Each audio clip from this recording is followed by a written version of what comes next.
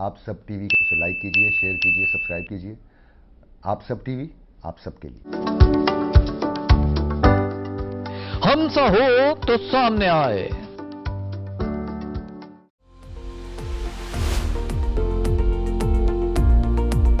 मुझे कैमरे का कुछ नहीं मालूम था, तो एक अचानक एक्सीडेंटली हम एक प्रोग्राम जैसे लोग जाते हैं वैसे ही गए थे, तो वहाँ ऑडिशंस हो रहे थे।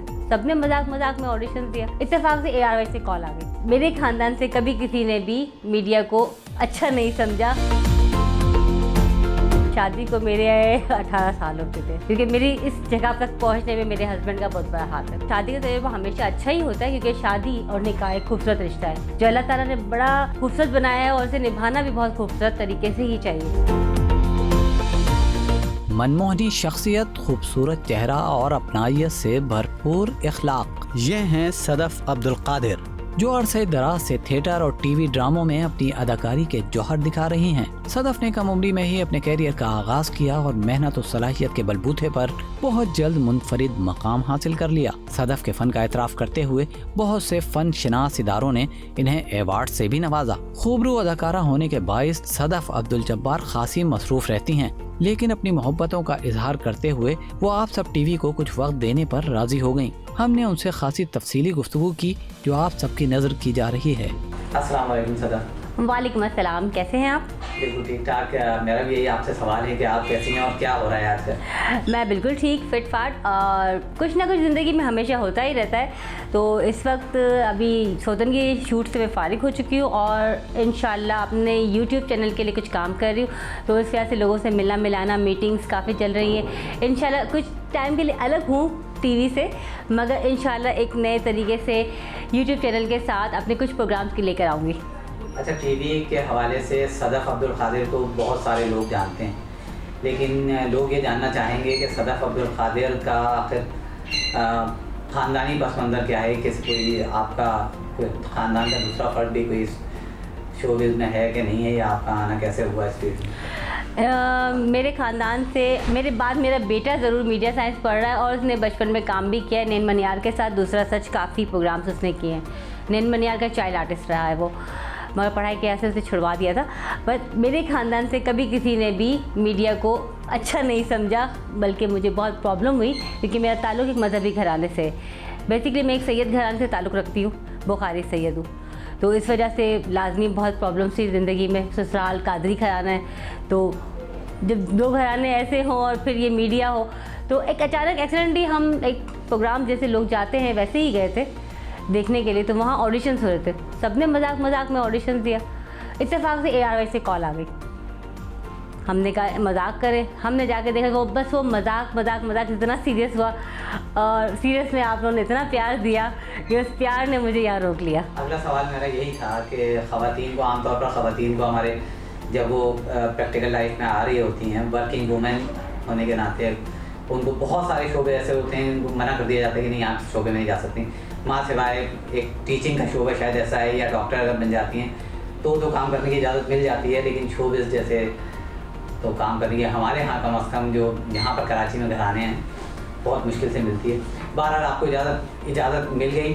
अब इजाज़त मिलने के बाद जब आपने काम शुरू कर दिया तो किसने दिया?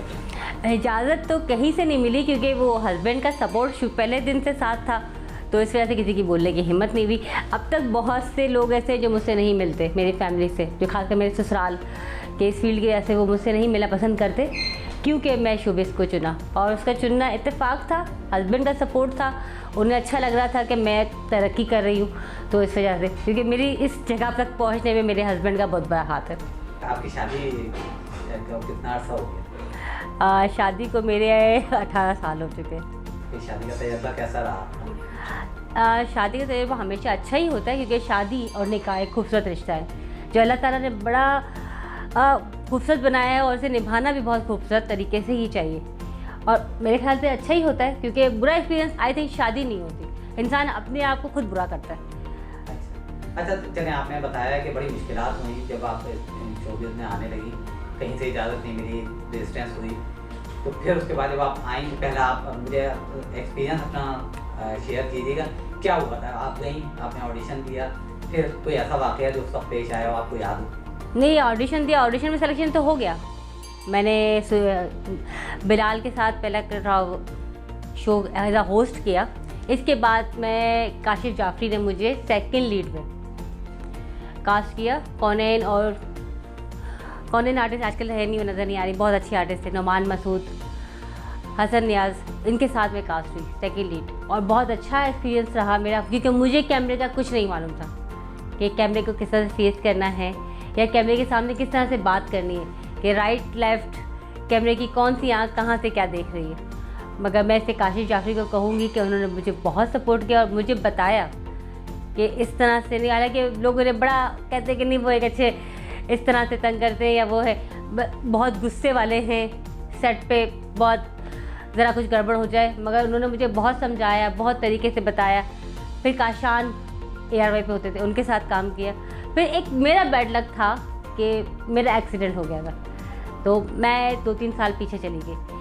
फिर मैंने उस दौरान मैं बैठी रही, मैंने थिएटर को ज्वाइन किया आर्ट काउंसिल में।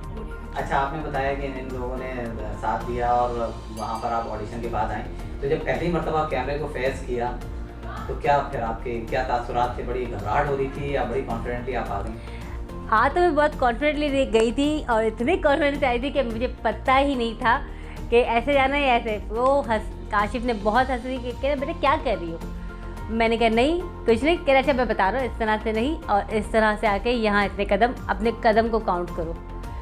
तो फिर पता चला कि यार ये इतना आसान नहीं है कि एक एक कदम को नोट करके ये काम होता है। फिर इस वजह से मज़ीद सीखने के लिए मैं थिएटर को मूव किया था, क्योंकि एक तो एक्सीडेंट हो गया था, मैं काम टीवी पे कर नहीं सकती थी। आपने कहा ना थिएटर भी किया, सबसे पहले आपने टीवी किया।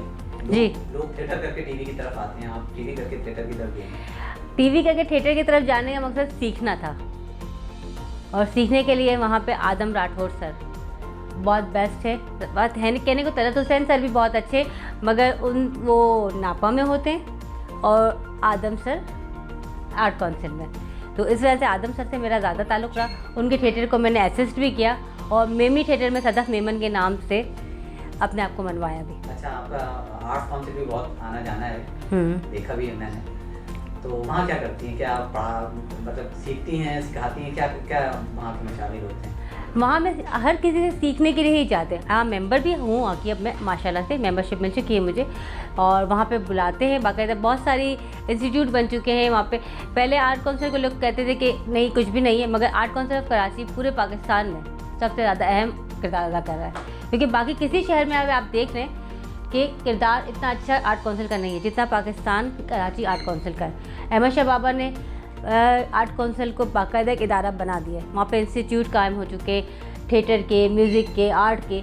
तो मैं कहती हूँ जो लोग सीखना चाहते हैं तो please join art council Karachi Pakistan. Art council तो ज्वाइन करें। आर्ट काउंसिल सरकार का इदारा है, लेकिन मैंने सुना है, क्योंकि मैं मेंबर तो नहीं हूँ, लेकिन हर सुनी बात ठीक भी नहीं होती, लेकिन अगर कुछ सुनने में आता है तो उसका कोई वजूद भी होता है। ग्रुप बनती है बड़ी हर जगह होती है, आपकी हमारी फील्ड में, डॉक्टर की फील्ड में, टीचर की फील्ड में, हर जगह ग्रुप बंदी होती है। कोई ग्रुप ज्वाइन कर रखा है? मैं ग्रुप अगर ज्वाइन करती तो मैं हर जगह नज़र आती मुझे ग्रुप जो ज्वाइन करना, बहुत जगह नज़र भी आती है माशाल्लाह। नज़र आती हूँ मगर अपने काम के हिसाब से नज़र आती हूँ, ग्रुप के हिसाब से नहीं। क्योंकि ग्रुप अगर ज्वाइन करती तो फिर हर ड्रामे की कास्ट होती। अच्छा, ये बताइए कि सबसे पहले आपने क्या परफॉर्म किया था? कौन सा ड्रामा किया था? मैंने सबसे पहले परफॉर्म थिएटर में अगर किया जाए तो ARY से ही किया था सबसे पहले थिएटर भी। अच्छा, स्टार्ट भी मैंने थिएटर भी स्टार्ट ARY से ही किया था। ड्रामा भी किया? ड्रामा किया ना पहले तो? ड्रामा तो मैंने किया ही किया, और जो फर्स्ट थिएटर भी मैंने ARY से ही किया है। अच्छा, आपने टीवी भी किया और थिएटर भी किया, इन दोनों में से मुश्किल क्या लगा आपको? हर काम मुश्किल है, अगर उसे लगन से किया जाए तो वो आसान हो जाता है। तो क्या काम लगन से किया? दोनों ही काम लगन से किए। सबसे पहले लगन से क्या किया? टीवी किया, मगर थिएटर में मुझे ज़्यादा मज़ा आया, क्योंकि थिएटर में आपको फ़ौरन लाइव पे पब्लिक मिल जाती है कि क्या आपने अच्छा किया, क्या बुरा किया। और मेमनी थिएटर करना ज़्यादा मुश्किल है, क्योंकि मेमनी ज़बान लोगों की अपनी ज़बान को लोग बड़ा पसंद करते हैं, क्योंकि कराची में मेमन कम्युनिटी बहुत है। काम के अलावा भी जब इंसान कोई काम नहीं कर रहा होता है तो कुछ मशागिल भी होते हैं, तो आपके इसके अलावा क्या मशागिल हैं? आप ये तो काम है आपका, इसके अलावा फारिग औकात में क्या करती हैं? सबसे ज़्यादा मुझे सोना पसंद है और के अलावा शॉपिंग। पहनने वाला या सोने वाला, तकिए वाला, क्योंकि जब हम थकते सुकून से अपने घर में। और दूसरा मुझे अपनी फैमिली को टाइम देना पसंद है। अगर मैं फारिग औकात में घर पे हूँ, कोई काम नहीं, तो मैं अपनी फैमिली को प्रॉपर टाइम देती हूँ। फिर घर के सारे काम भी उनसे करवाती हूँ कि कहते मम्मा जब आप घर में होती है तो आप काफ़ी हमें तंग करती हैं, वरना तो सारे काम हो जाते हैं इस वजह से। और बच्चों के बाबा भी उससे भी काम करवाती हैं? डेफिनेटली वो कोई आसमान से है, उन्हें भी करना पड़ेगा। तो वो भी आपको एक जालिम बीवी के तौर पे जानते हैं? हर शौहर अपनी बीवी को जालिम ही जानता है, क्योंकि हमेशा बीवी दूसरे की ही अच्छी लगती है, मोबाइल से। अपने। अच्छा चलिए, ये तो मजाक की बात हो गई। ये बताइए कि झगड़ा वगड़ा होता है घर में? हर किसी का झगड़ा होता है, क्यों नहीं होता किस झगड़ा। बात पे होता है? ये तो सही है, होता है, लेकिन किन बातों पे ज़्यादा होता है? अव्वल तो मुझे गुस्सा आता नहीं है। लोगों ने मुझे देखा होगा, मैं बड़ी पोलाइट रहती हूँ, बहुत हंसमुख हूँ, और मगर जब आता है तो फिर किसी गलत बात पे ही आता होगा, और जब आता है तो फिर भरपूर आता है। क्या करती है गुस्सा? गुस्सा आता है तो मैं मेरा बस रहे सामने वाले का सर भी फोड़ देती हूँ। तो कितनों के सर फोड़े? हाँ, कितनों का सर फोड़े। अभी तक तो सिर्फ फोड़ने की तहमत नहीं हुई, क्योंकि इतना गुस्सा अब तक आया नहीं है। मैं जिस दिन आया तो सामने वाला गया। अच्छा चलिए, ये बताएं, किताबें पढ़ती हैं? किताबें पहले बहुत पढ़ती थी, लिखती भी थी, मगर कुछ वजहात हुई जो फिर लिखना छोड़ दिया। किताबें किस किस्म की पढ़ती हैं? मुझे किताबों में नफ्सियात पढ़ने का शौक़ था, क्योंकि डॉक्टर बनने का शौक़ था, तो नफ्सियात के साथ लव स्टोरीज भी पढ़ती थी, जैसे ओमन जो डाइजेस्ट वगैरह लोग पढ़ते हैं।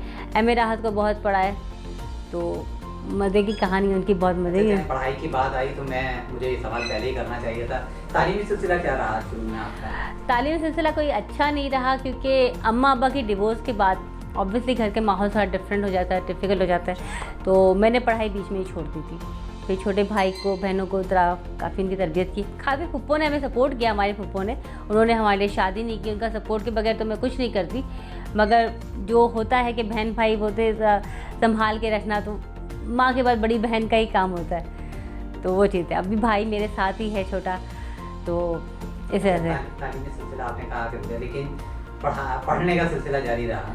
हाँ, मुझे पढ़ने का शौक़ अभी भी है, और मैं तहकीक करती रहती हूँ कि कौन सी चीज़ कहाँ से, किस तरह से, किसने लिखी है, और उसका क्या मायने है और क्यों है, और उसका अगर दुनिया में किस हिसाब से वो चल रहा है तो किस शायरी पढ़ी आप?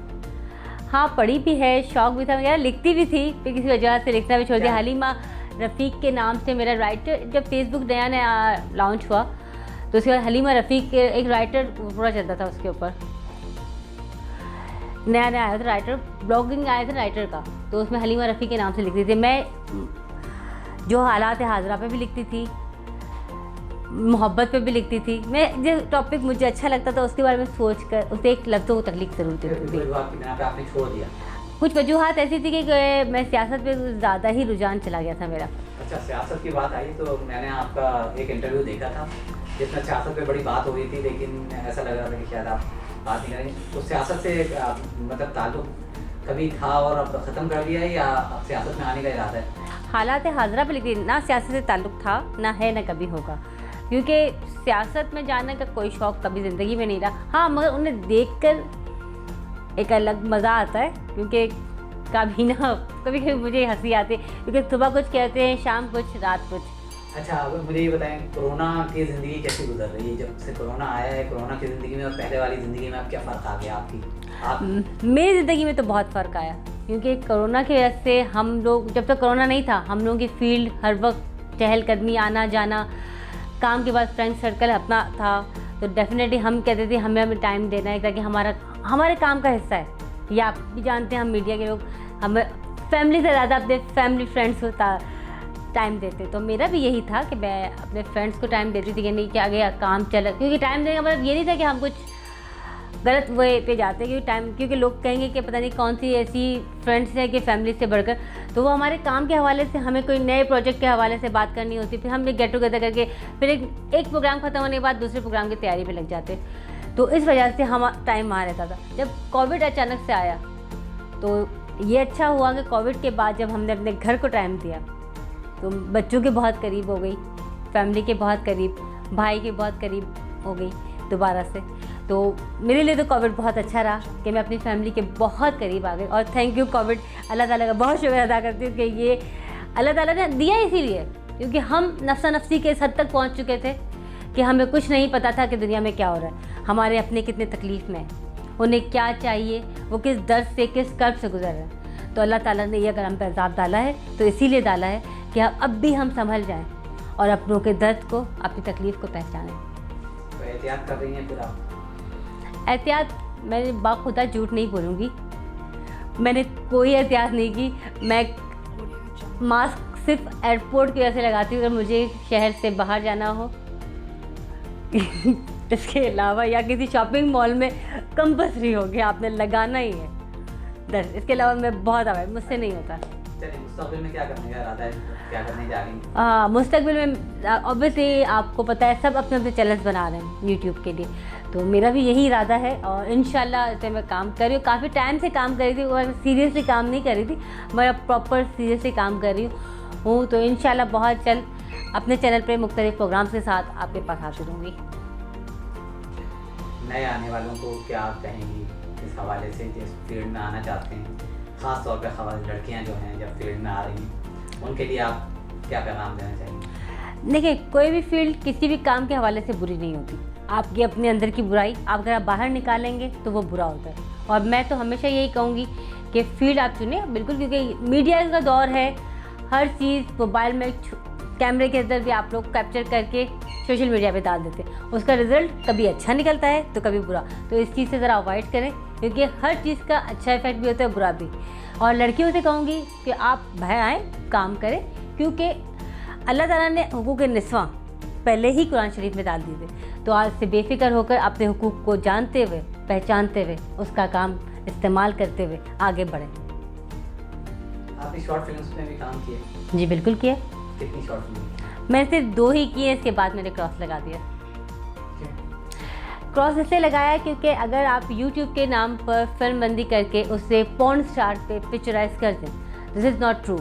आपने मुझसे बिना परमिशन अगर ये काम किया है तो मेरा हक है कि मैं उसे बोलूँ, और मैंने बोला और उसको वहाँ से हटाया। बहुत बहुत शुक्रिया सदफ अब्दुल कादिर साहब, आपका टाइम देने का, कि आपने हमें टाइम दिया। इंशाल्लाह आपसे मज़ीद बात होती रहेगी और हम दुआ गो हैं कि आपका जो चैनल आने वाला है, यूट्यूब चैनल, उसको कामयाबी मिले। आमीन। बहुत शुक्रिया आपका कि आपने मुझे इनवाइट किया। आप सब चैनल को सब्सक्राइब करें और लाइक करें। अरे नीचे देखिए, एक घंटी का बटन भी है, उससे दबाना ना भूलिएगा। शुक्रिया। आप सब टीवी को लाइक कीजिए, शेयर कीजिए, सब्सक्राइब कीजिए। आप सब टीवी, आप सबके लिए। हमसा हो तो सामने आए।